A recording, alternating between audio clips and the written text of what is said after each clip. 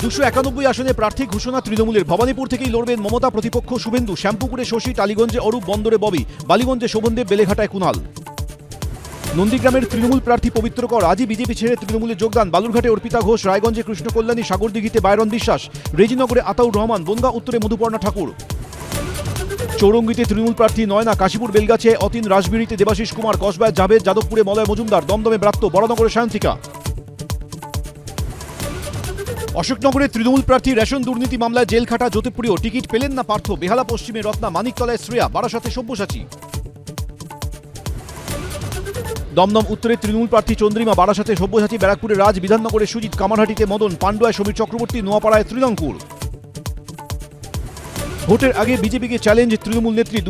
Boycott for BJP, no vote for BJP. 2026-এ 226-এর বেশি সিট পেয়ে জিতব। দুদফায় ভোট, সেই হিংসার শঙ্কা। ভবানীপুরে মহারণ, বেজে গেল টঙ্কা।